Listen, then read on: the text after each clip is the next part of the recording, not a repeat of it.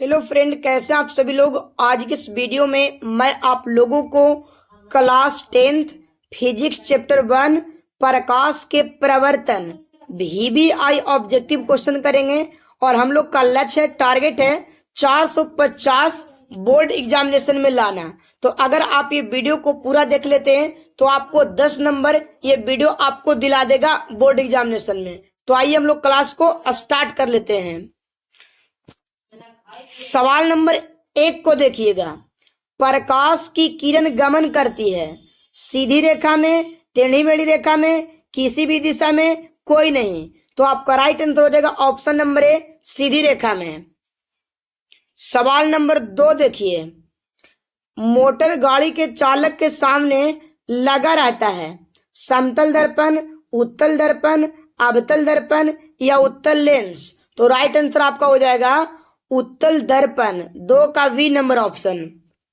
सवाल नंबर 3 देखिए। Motor car के हेडलाइट में किसका प्रयोग होता है? मोटर कार के हेडलाइट में किसका प्रयोग होता है? समतल दर्पण, उत्तल दर्पण, अवतल दर्पण, उत्तल लेंस। तो राइट आंसर आपका हो जाएगा अवतल दर्पण। सवाल नंबर 4। समतल दर्पण द्वारा बना प्रतिबिंब होता है। समतल दर्पण द्वारा बना प्रतिबिंब होता है जी। तो आइए, वास्तविक, काल्पनिक, दोनों या कोई नहीं। तो राइट आंसर हो जाएगा काल्पनिक प्रतिबिंब। सवाल नंबर 5। प्रकाश की किरण के पथ दर्शाने वाले चित्रों को कहा जाता है? किरण आरेख, फोकस, किरण पुंज या इनमें सभी। तो राइट आंसर आपका हो जाएगा किरण आरेख। सवाल नंबर 6। प्रकाश के किरणों को समूह को क्या कहते हैं? प्रकाश के किरणों के समूह को क्या कहते हैं? प्रकाश स्रोत, किरण पुंज, प्रदीप्त या प्रकीर्णन। तो राइट आंसर आपका हो जाएगा किरण पुंज, 6 का ऑप्शन बी नंबर। सवाल नंबर 7। किस दर्पण से हमेशा वस्तु से छोटा प्रतिबिंब बनता है?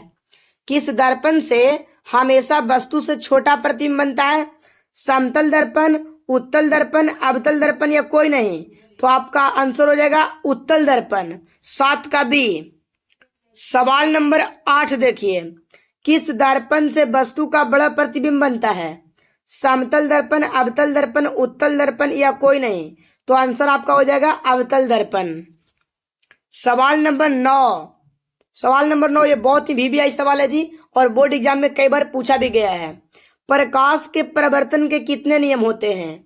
प्रकाश के प्रवर्तन के कितने नियम होते हैं? 1 नियम, 2, 3, 4। तो राइट आंसर हो जाएगा आपका ऑप्शन बी, 2। 10 नंबर सवाल देखिए। 10 नंबर साइड मिरर के रूप में प्रयुक्त होता है?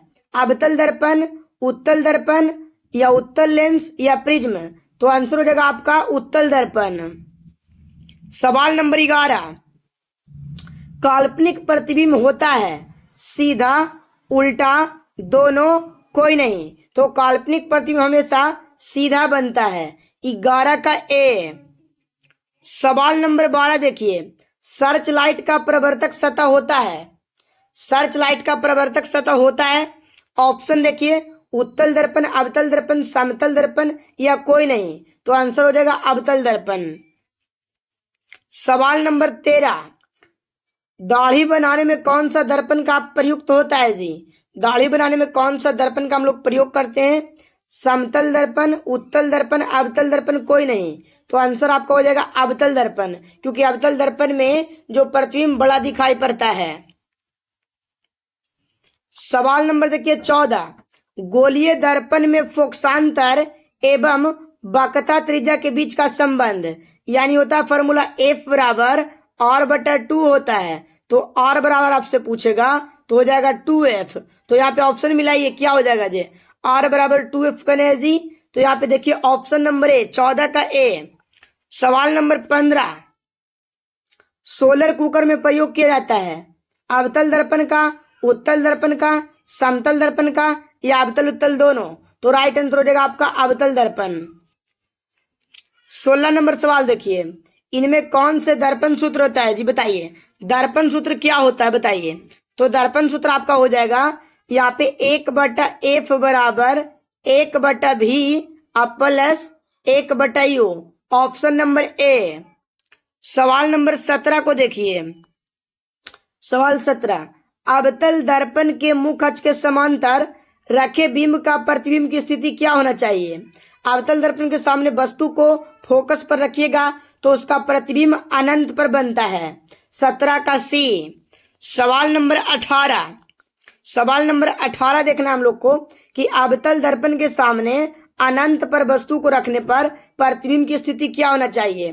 तो अवतल दर्पण के सामने कोई वस्तु को अनंत पर रखिएगा तो उसका प्रतिबिंब बनता है फोकस पर। 18 का डी। सवाल नंबर 19, दर्पण कितने प्रकार के होते हैं? तो दर्पण 2 प्रकार के होते हैं, गोलीय दर्पण, समतल दर्पण। और सवाल नंबर 20 है, प्रतिबिंब कितने प्रकार के होते हैं? 4, 5, 2 या 3? तो प्रतिबिंब 2 प्रकार के होते हैं, वास्तविक प्रतिबिंब और काल्पनिक प्रतिबिंब। तो मुझे आशा है कि आपको वीडियो बहुत अच्छा लगा होगा। चैनल पर पहली बार है तो चैनल को सब्सक्राइब कर दीजिए एंड वीडियो को लाइक कर दीजिए।